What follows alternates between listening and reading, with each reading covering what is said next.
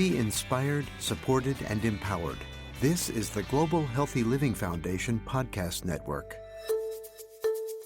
Welcome to The Health Advocate, a podcast that breaks down major health news of the week to help you make sense of it all. I'm Stephen Newmark, Chief Policy Officer at the Global Healthy Living Foundation. Our goal is to help you understand what's happening in the healthcare world to help you make informed decisions to live your best life. Today we have a special episode. We're joined by Richard R.J. Kedziora, who is the co-founder of Estenda Solutions, an organization that focuses on people and process management and provides strategic technical direction, guidance, and innovative insights, creating digital health solutions that improve patient outcomes, reduce costs, increase efficiencies, and improve patient and provider satisfaction. All good stuff. Sounds like win-win-win all around. So this is going to be exciting. A little more background on Mr. Kedziora. With 25 years of experience in technology, he's a results-driven professional with expertise in leadership, process improvement, project and product management. His work with clients has won multiple awards. He received an MBA from Westchester University and a Bachelor in Science in Computer Science from Duquesne University. Mr. Kedziora is a frequent podcast guest, has spoken at numerous technology and healthcare conferences, and co-authored articles in technology and peer-reviewed clinical journals. He's passionate about using data and creating innovative solutions to improve patient care and outcomes.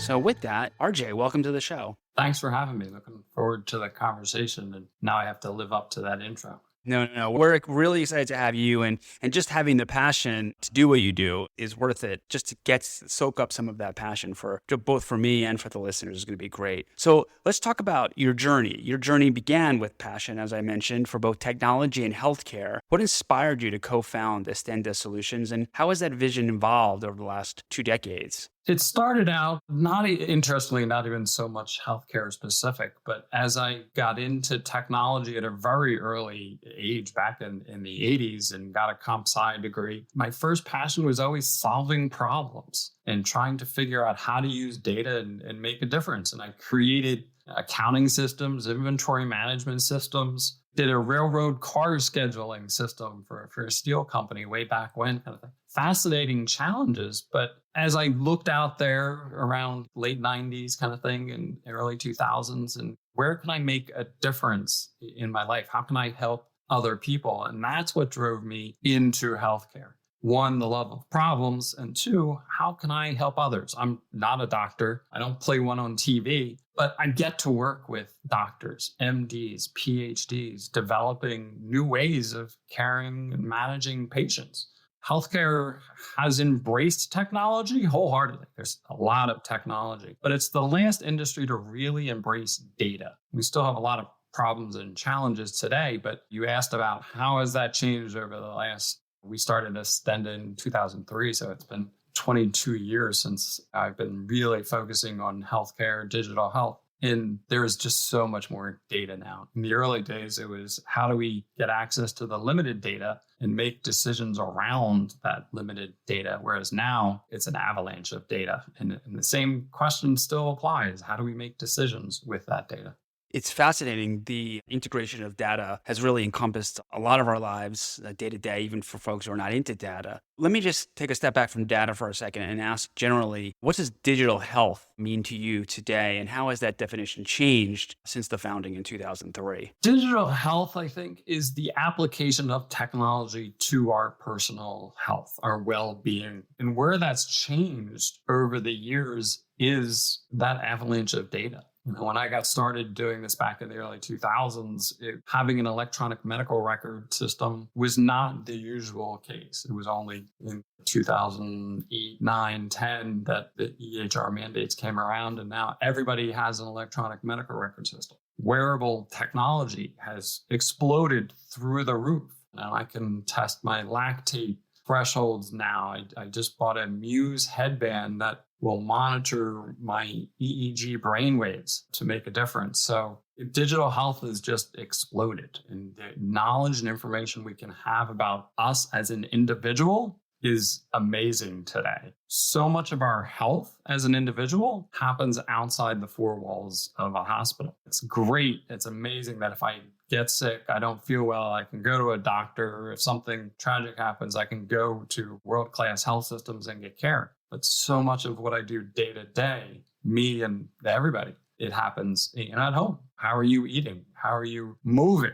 I do a lot of exercise. I race triathlons, but you don't have to do that. It's moving. It just makes a difference. Do you think, generally speaking, there are more folks today that are invested in their healthcare, let's say between doctor visits? So I don't know the name of the brand, but you mentioned wearable technologies, folks who just generally take more of an interest, more of an understanding of different metrics that perhaps people had never heard of 22 years ago. And obviously, I'm not talking about everyone, but on the whole, do you see more people who are invested in their healthcare between doctor visits? It is growing. I don't think we're quite there yet. The U.S. healthcare system is still very much a sick healthcare system, not really incentivized as much as it should be around personal wellness. Yeah. I used to have a boss really quick. He used to say, we don't have healthcare in the United States. We have sick care. Absolutely. 100%. I think part of that challenge, though, is personal accountability. We don't have a lot of personal accountability for our own health. It's like, okay, I get sick, I can go to the doctor, get that sick care.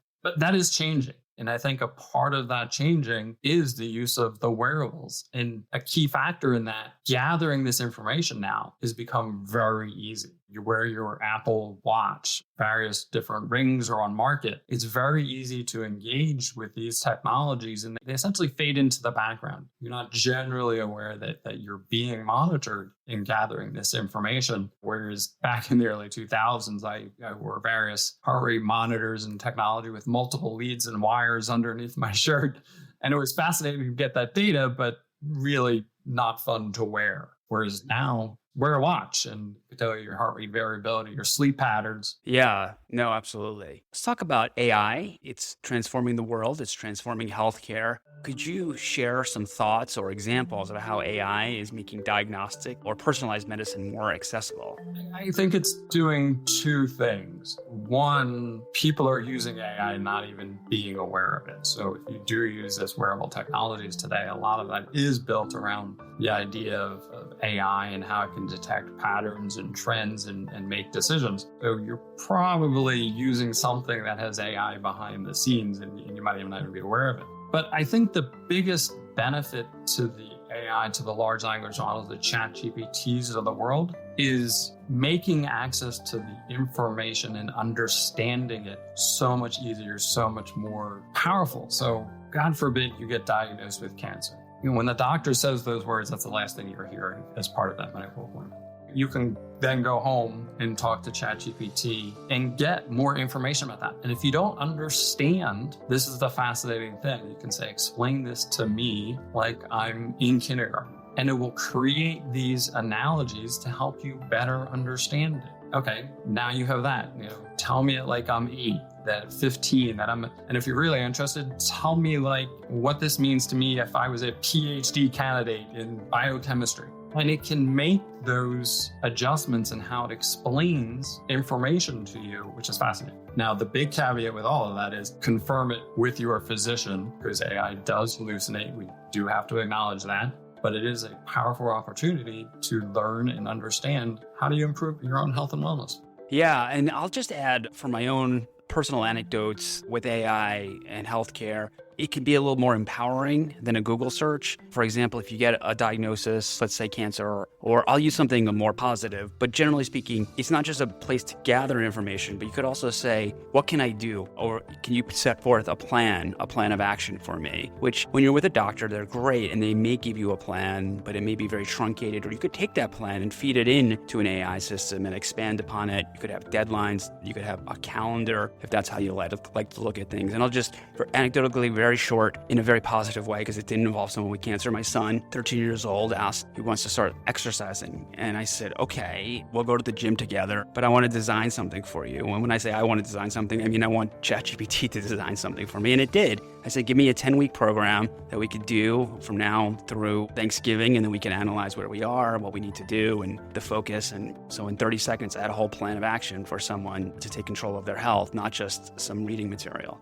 So anyhow, I wanted to ask, on your website, you describe digital therapeutics as elevated digital applications. How do these digital therapeutics differ from regular health apps, and why are they important for patient care? So if you look at digital health applications in general, there's, depending on who's counting, probably 300,000 or so of these in the app stores, quite a bit, overwhelming. And It's not to say that they're bad or that they don't work, but the idea of a digital therapeutic is that it's going above and beyond that usual metrics that are applied. And it's the difference. I like using an analogy. If you go to the pharmacy and you buy your vitamins and minerals, and they may work, but then that's the digital health app. The digital therapeutic is the medications that are prescribed by your physician. And that's the idea of around the digital therapeutics, is that they've gone through a higher level of validation. They've gone through the FDA review and approval process. They're prescribed by your physician. So the interesting opportunity there is not just better science around the use of these devices that is prescribed by your physician, but it's then also reimbursed by your insurance company. So as a vendor of this technology, someone who's creating this technology, you have a different path to reimbursement, to getting paid for it.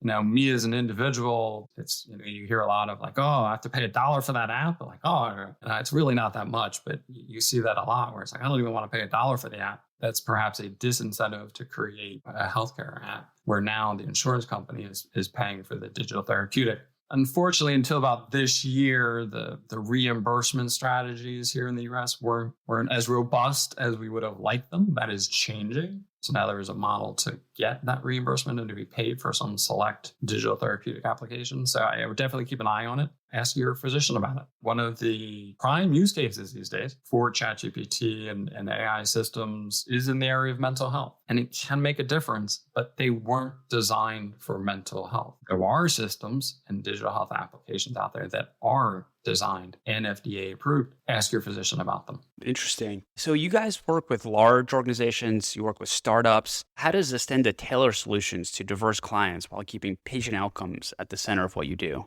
These projects that we do involve and get involved in are usually an MD and a PhD. When it's that startup focus, and even the large healthcare corporation, it's very much about what are the intended uses of the application, the system that you're going to use. Does it need FDA validation and approval to go to the market? Estenda as an organization is ISO 13485 certified, which basically means we have a well-documented software development process. That's the FDA loves to see that, to be able to put that out there. So it's about who are the people that are involved. If there's a startup, there's usually very few people involved. When you go then to a larger corporation, there's usually a department of these are the people that we're talking to about validation of the solution for FDA use and approval. They have a user experience department. They have PhDs on staff. So we'll integrate with them and they'll be part of the team. So our co-development model. Where it's the startup, we're bringing a lot more of that to the table, have PhDs on staff to help drive clinical trials. It's one thing if we all sit around in the room and think it's a great idea, you got to make sure it actually works. So yeah, it's the resources that we bring to the table and the level of scrutiny in that development. Yeah, no, that's great. Before we depart, could you share a particular success story where your solution significantly improved clinical efficiency or patient outcomes? The one that comes to mind is, I would say, our flagship offering that we've been working on for 20 plus years now. It's a diabetic teleretinopathy surveillance system with the Indian Health Services, which is responsible for the Native American population here. It is owned by the Joslin Diabetes Center out of Boston, one of the premier diabetes research institutions. And it looks at incidence of retinopathy, trying to find retinopathy in the population, because retinopathy, diabetic retinopathy, is one of the leading causes of preventable blindness. So if we find it, we can make a difference. So across the US, there's probably about 100 cameras now that are deployed at various different community health centers to be able to find that incidence and make a difference. That's probably one of the proudest things that we've been and continue to do today. That's great. Well, one last question before we let you go. Looking to the future, what excites you most in the coming years about AI, digital therapeutics, or just anything? As you look to the future, what both excites you but also keeps you grounded in your patient-first values? That's a combination, that continued combination of wearables and AI and making a difference in our personal lives. There is a lot of hype around AI, but I think a lot of that is going to be realized as we move forward. And a big part of that is being able to age well at home. My life goal is to live to 100 plus with a good quality of life. And the AI, the wearables, along with how I use that data and how I live my life is what's going to make that happen. So I look forward to seeing what many people out there smarter than I are going to be doing with this technology. Love to age at home and age well. That's great. I think everyone is excited for the future of what's to come and to take control as patients ourselves and live better and healthier lives. So thank you, RJ. Thank you for your time today, and thank you for all you're doing to help us live longer and better and healthier lives. Thanks for having me. Well, thanks for listening to The Health Advocates, a podcast that breaks down major health news of the week to help you make sense of it all. If you found this episode helpful, please leave us a rating or a review and share it with someone who cares about healthcare policy. And be sure to follow us wherever you get your podcasts. You can find all of GHLF's podcasts at ghlf.org/listen. I'm Stephen Newmark. We'll see you next time. Be inspired, supported, and empowered. This is the Global Healthy Living Foundation Podcast Network.